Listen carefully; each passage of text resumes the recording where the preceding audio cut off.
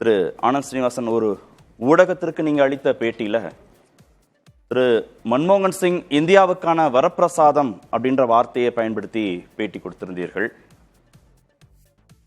ஒரு பொருளாதார சீர்திருத்தவாதியாக, நவீன இந்தியாவுடைய பொருளாதார சிற்பியாக அவரை உலகம் கொண்டாடுகிறது, இந்தியா கொண்டாடுகிறது. ஒரு பொருளாதார நிபுணராக உங்கள்கிட்ட அவர் சார்ந்த பொருளாதார கேள்விகள் தான்.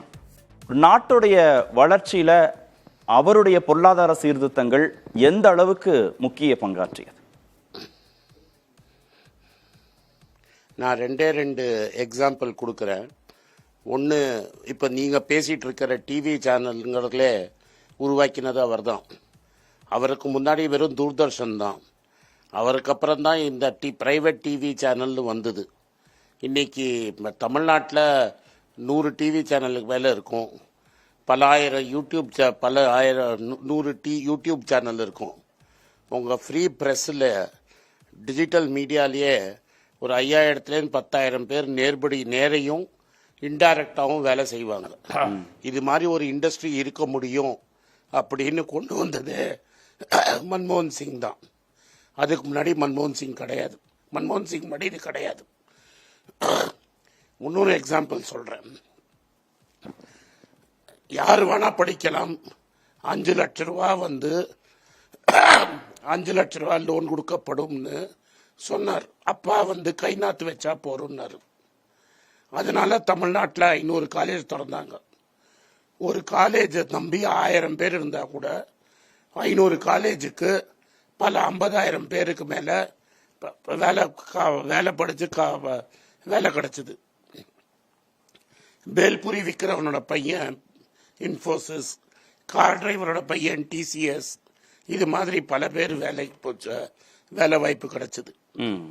அவருக்கு அப்புறம் வந்தவங்க என்ன சொன்னாங்கன்னா, ஸ்டூடெண்ட் லோன் மக்கள் கட்ட மாட்டேங்கிறாங்க, அதனால நாங்க அந்த ஸ்கீமை நிறுத்திட்டாங்க.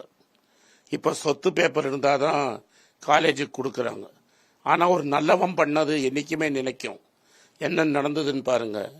எனக்கு ஒரு நம்பர் இருக்கிறாரு, உங்களுக்கும் தெரிஞ்சிருக்கும். சுஜித்னு ஒரு நண்பர் இருக்காரு. அவர் இன்ஃபோசிஸ்ங்கிற கம்பெனியில ஒரு வைஸ் பிரசிடென்டா இருக்கிறார். மாத்திரம் ஃபவுண்டேஷன் ஒன்று நடத்துறாரு.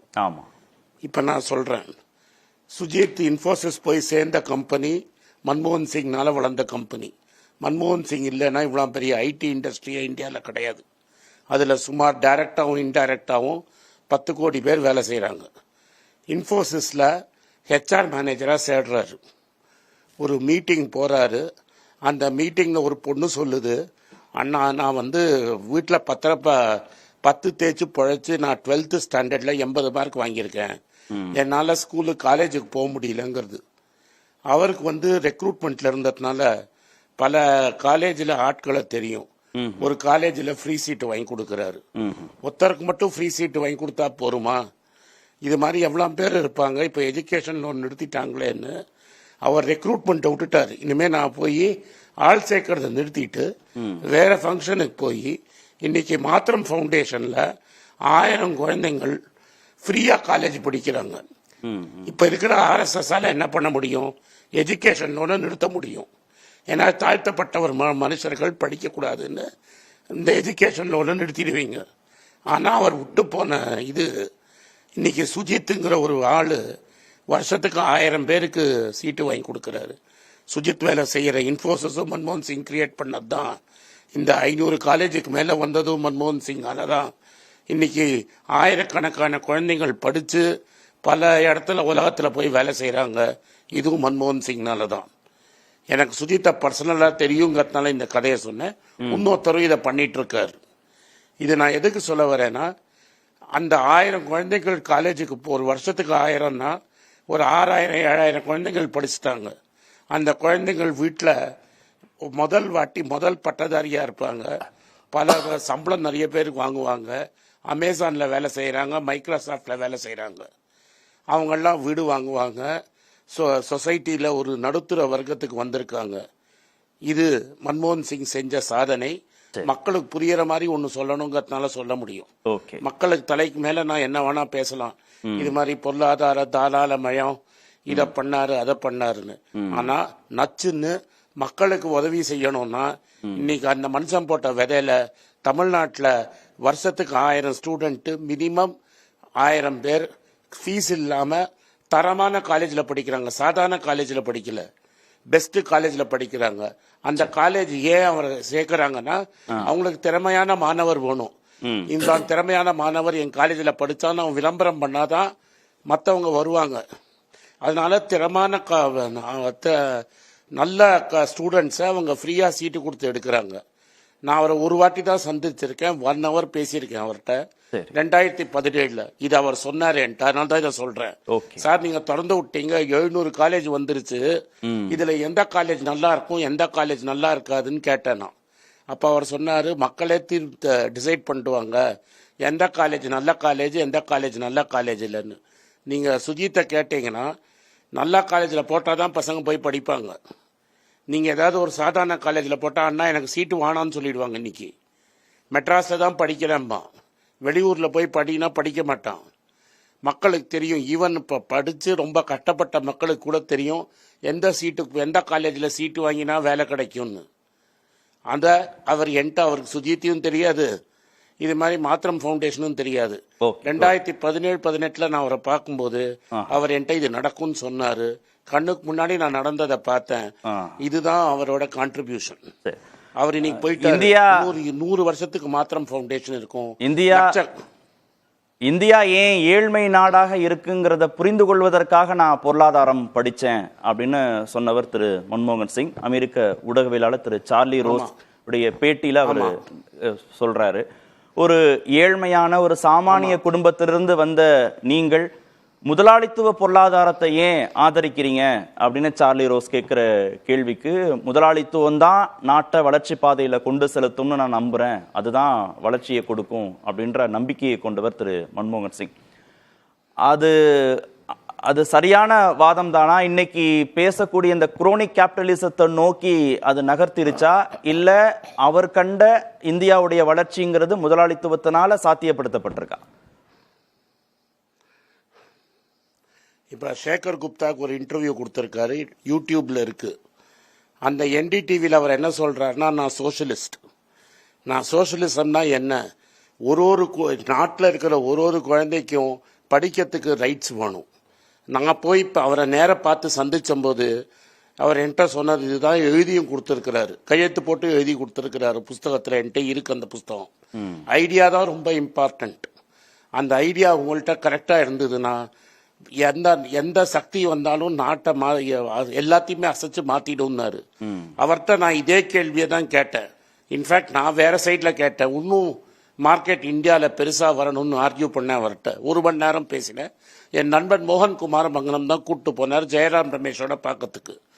அப்போ நான் இது மாதிரி கேட்டபோது அவர் என்ன சொன்னார், நீ 2 கோடி பேர் இருக்கீங்க, இங்கிலீஷ் படித்து பெரிய முதலாளித்தனமாக இருக்கீங்க, நீங்கள் மார்க்கெட்டுக்கு போயிட்டீங்க அப்படின்னு கேட்டார். இந்த நாட்டில் 100 கோடி பேருக்கு மேலே இருக்கிறவங்களுக்கு மார்க்கெட் தெரியாத அவங்க என்ன பண்ணுவாங்க, எப்படி மார்க்கெட்டுக்குள்ளே கொண்டு வரணும், அவங்கள மார்க்கெட்டுக்குள்ளே கொண்டு வர்றது தான் நம்ம கடமைன்னாரு. அன்னைக்கு வெள்ள ஆரம்பிச்சது தான் என்னோட யூடியூப் சேனல். இன்னைக்கு வரைக்கும் 1 பைசா வாங்காம டெய்லி நான் மார்க்கெட்ல என்ன நடக்குதுன்னு தமிழ்ல மக்களுக்கு சொல்லிட்டு இருக்கிறேன். அவர் அந்த மனுஷன் ஆசீர்வாதம் பண்ணதுல இன்னைக்கு எனக்கு 13,75,000 பேர் சப்ஸ்கிரைபர் இருக்காங்க. தினம் 4 லட்சம் பேர் தமிழ்நாட்டில் பாக்குறாங்க. மார்க்கெட்டை பார்த்து பயந்து ஓடுறது தப்பு கார்த்திகேயன். மார்க்கெட் என்னன்னு புரிஞ்சுக்கணும். விமர்சனத்திற்கு உள்ளானவர் தானே திரு மன்மோகன் சிங். அதுதான் என்கிட்ட சொன்னேன். தாராளமயம், தனியார்மயம், உலகமயமாக்கல், அந்த பொருளாதார சீர்திருத்தங்கள் கொண்டு வந்ததுனாலதான் நாடு வளர்ச்சி அடைஞ்சதுன்னு நம்பக்கூடியவர் திரு மன்மோகன் சிங், அவர் ஆதரவாளர்கள்லாம். ஆனா அதுதான் நாட்டை பின்னோக்கி கொண்டு செஞ்சிருச்சு. பொது உடைமை சித்தாந்தத்தை பொது உடைமை கொள்கைய ஒரு திட்டமிட்ட பொருளாதார சிந்தனையை சாத்தியப்படுத்தி இருந்திருக்கலாம் அப்படின்னு இன்னொரு பார்வையும் இருக்கு. இல்ல மன்மோகன் சிங் நம்பின மாதிரி ஏழ்மைய முதலாளித்துவம் போக்கி இருக்கா? டெஃபினட்டா போக்கி இருக்கு. தமிழ்நாட்டை இப்ப நீங்க தமிழ்நாட்டில் எடுத்துக்கோங்க. தமிழ்நாட்டில் எவ்வளவு பேர் ஏழையா இருக்காங்க சார்?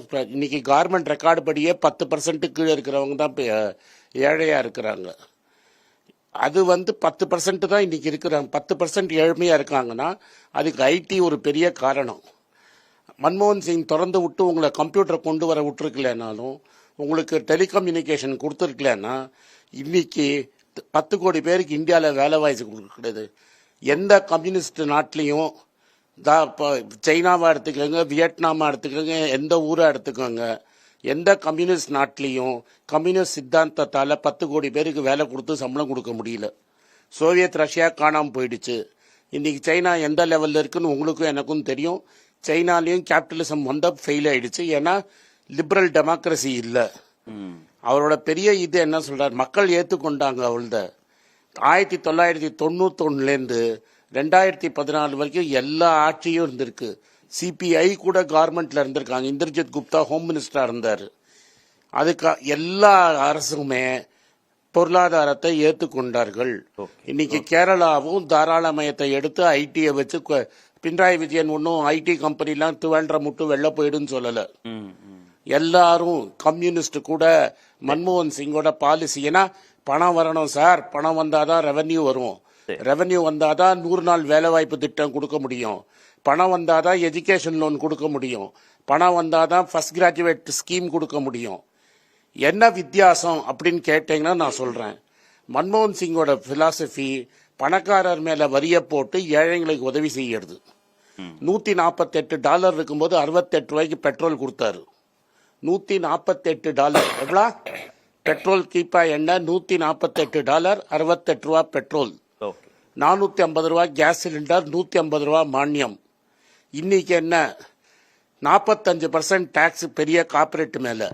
இன்னைக்கு பொருளாதாரம் பேசிக்கிட்டு மயிலாப்பூர்லயும் டி நகர்லயும் நங்கநகர்லயும் சுத்திட்டு இருக்கிற ஒரு கோஷ்டி என்ன பண்ணுது, 25% டாக்ஸ் கார்பரேட்ல. சிலிண்டர் 1000 ரூபா விலை, பெட்ரோல் 100 ரூபா விலை, 50 ரூபா வரி. உங்க மேல வர சுமைய மன்மோகன் சிங் ஏழைங்க மேல சுமையை குறைச்சு பணக்காரங்க சம்பாதிச்ச முதலாளிகள்ட்ட பணத்தை எடுத்து ஏழைங்களுக்கு கொடுத்தாரு. இவங்க என்ன பண்றாங்க, ஏழைங்கள்ல பணத்தை எடுத்து முதலாளிக்கு தானம் வாக்குறாங்க. அதுதான் வித்தியாசம்.